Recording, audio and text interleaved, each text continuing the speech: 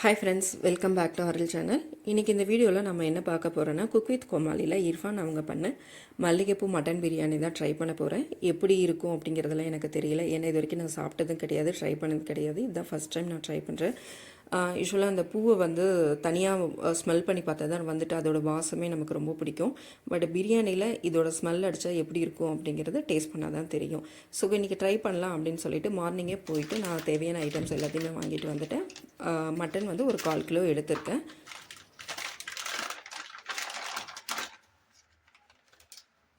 மட்டனை நல்லா வாஷ் பண்ணி வச்சுக்கலாம். அதுக்கப்புறம் பிரியாணிக்கு வந்து மசாலா அரைக்கிறதுக்கு தேவையான பொருள் எல்லாம் நான் எடுத்து வச்சுக்கிட்டேன்.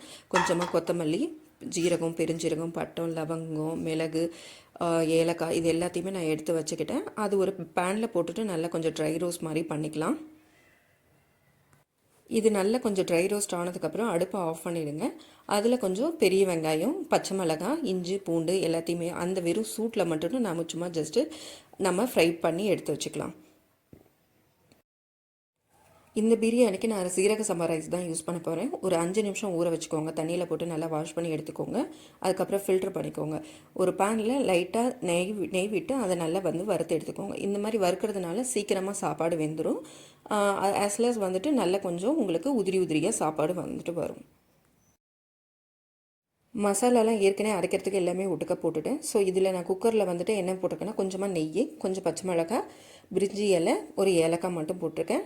ஆனியன் வந்துட்டு நல்லா ஸ்லைஸாக கட் பண்ணிவிட்டு நல்லா வந்து வறுத்து எடுத்துக்கலாம். நம்ம எந்த அளவுக்கு வந்துட்டு ஆனியனை நம்ம இந்த மாதிரி பிரியாணிக்கு நம்ம வறுக்கிறோமோ அந்த அளவுக்கு வந்துட்டு டேஸ்ட் வந்துட்டு நல்லாயிருக்கும்.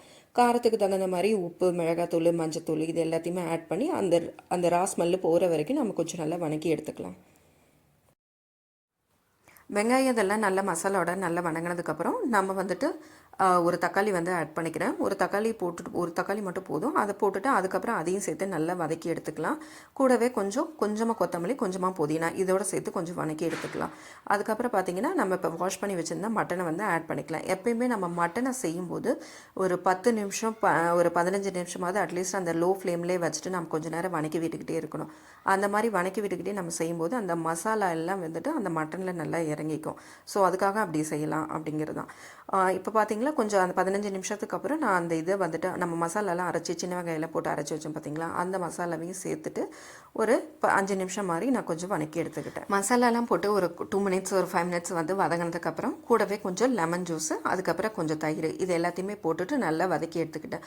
அதில் கொஞ்சம் ஒரு 10 நிமிஷம் நம்ம வந்து வச்சுருந்தது அந்த டேஸ்ட் வந்து ஃபுல்லாக அந்த மசாலாவில் மட்டனில் வந்துட்டு நல்லா இறங்கும். நல்லா போட்டு அதில் வணங்கினதுக்கப்புறம் கொஞ்சமாக தண்ணி ஊற்றி விசில் வச்சுட்டேன் மட்டன் வந்து வேகிறதுக்கு. எனக்கு இங்கே உதிரிப்பூ வந்து குண்டுமல்லி வந்துட்டு கிடைக்காது. ஸோ அதனால வந்துட்டு கட்டின பூ தான் இருந்துச்சு, அதை வாங்கிக்கிட்டேன். அதிலேருந்து ஒரு 10 வந்து பறித்து எடுத்துக்கிட்டேன். என்கிட்ட மஸ்லின் துணி வந்துட்டு இல்லை. ஸோ அதுக்கு ஆல்டர்னேட்டிவ் என்ன அப்படின்னு பார்க்கும்போது டீ பேக் வந்துட்டு ஆப்ஷனாக இருந்துச்சு. ஸோ டீ பேக்கில் இருக்கிற டீ தூளை வந்துட்டு நான் தனியாக பிரித்து எடுத்துகிட்டேன். அந்த பேக்குக்குள்ளே வந்துட்டு மல்லிப்பூ வச்சு கட்டி எடுத்துக்கிட்டேன். யூஸ்வலாக வந்து குண்டுமல்லி வந்து ஒரு பூ வந்து வச்சாலே அந்த ரூம் ஃபுல்லாகவே வந்துட்டு நல்ல ஸ்மெல் அடிக்கும் அப்படின்னு சொல்லுவாங்க. ஸோ இதுதான் நான் ஃபஸ்ட் டைம் வந்துட்டு இந்த மாதிரி யூஸ் பண்ணி நான் ட்ரை பண்ணுறேன். ஸோ எப்படி இருக்குது அப்படிங்கிறது தெரியல. அந்த ஸ்மெல்லு அதை வச்சு நம்ம சாப்பிட முடியுமா இல்லைன்றதுலாம் எனக்கு தெரியல. ஸோ அதில் வந்து கொஞ்சமாக நான் வந்துட்டு பூ மட்டும் எடுத்திருக்கேன்.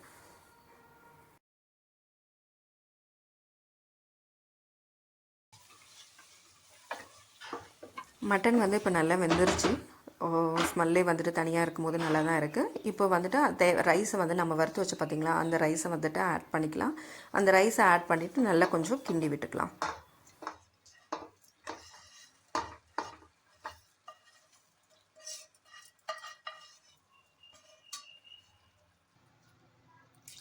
மசாலாவோட ரைஸை போட்டு நல்லா மிக்ஸ் பண்ணதுக்கப்புறம் நம்ம சீரக சம்பா ரைஸுக்கு 1 டம்ளருக்கு 1.5 டம்ளர் நம்ம தண்ணி ஆட் பண்ணோம். ஸோ அதனால் தண்ணியை ஆட் பண்ணிக்கிட்டு நான் அதில் கொஞ்சம் கொதிக்கிற வரைக்கும் நான் அப்படியே வந்துட்டு விட்டுறலாம். ஒரு 5 நிமிஷம் கொதி வந்ததுக்கப்புறம் நல்லா கொஞ்சம் கிண்டி விட்டுக்கலாம். அதுக்கப்புறம் சிம்மில் வச்சுருங்க. இதுக்கப்புறம் நம்ம இலையை போட்டுட்டு அது மேலே வந்து நம்ம கட்டி வச்சுருந்த ரோஸ் பார்த்திங்களா, அது போட்டுட்டு நம்ம தம் போட்டிருக்கலாம். தம் வந்து ஒரு 10 நிமிஷம் இந்த மாதிரி நம்ம வச்சுக்கலாம்.